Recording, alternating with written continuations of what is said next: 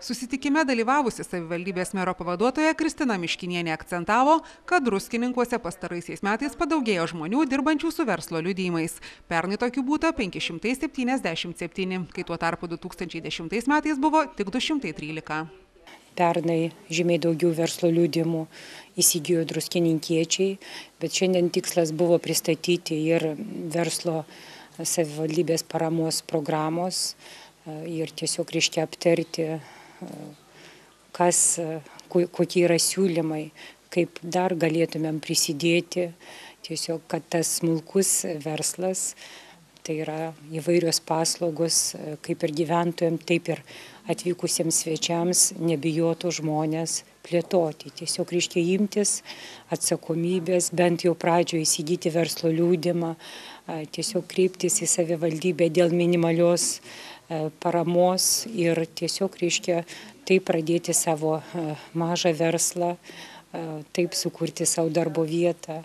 Taigi toks tikslas buvo šiandien susitikti ir su bedarbiais, kurie tiesiog reiškia galvoja apie tokias galimybės, su tai žmonėmis, kurie jau kurį laiką dirba su verslo liudijimais ir su mažom įmonėm, kurios turi jau tam tikros patirties ir apie padiskutuoti apie galimybės, su kokiais sunkumais išgirsti jie susiduria, kokie jų lūkesčiai. Tiesiog mes kalbėjome ir apie tai, kad svarbu galbūt, kad būtų daugiau viešinamos paslaugos teikiamos ne tik turizmo, bet ir kituose srityse mūsų gyventojams ir atvykusiems svečiams.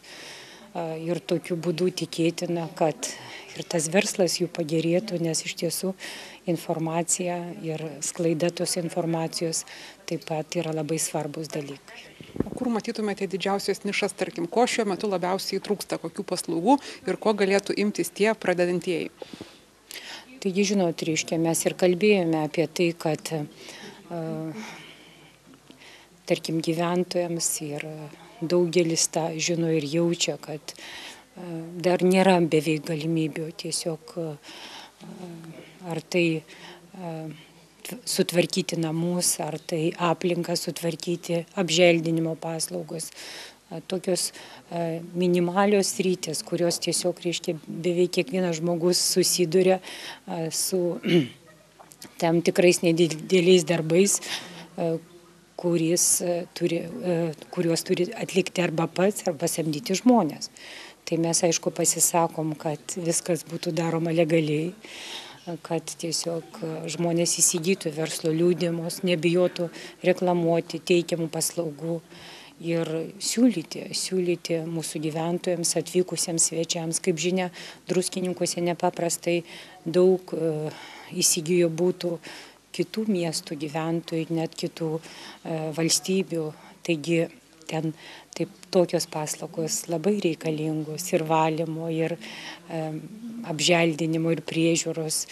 Labai norėtųsi, kad mūsų miestas, ruošiantis vasaros sezonui, būtų tvarkingas, gražus. Gal tikrai kiti įsigijo čia namą arba būtą Druskininkuose. Ne visi turi galimybę ir atvykti, laiku nušienauti, laiku gėlynus prižiūrėti. Tai sudarius sutartis su tokiais mažais paslaugų teikėjais, miestas turbūt būtų gražesnis, malonesnis, švaresnis.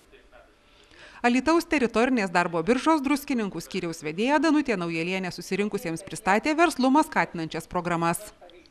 Šiandien dieną aš būtent pristačiau aktyvių darbo rinkos priemonių, vieną iš aktyvių darbo rinkos priemonių, būtent parama darbo vietoms teikti.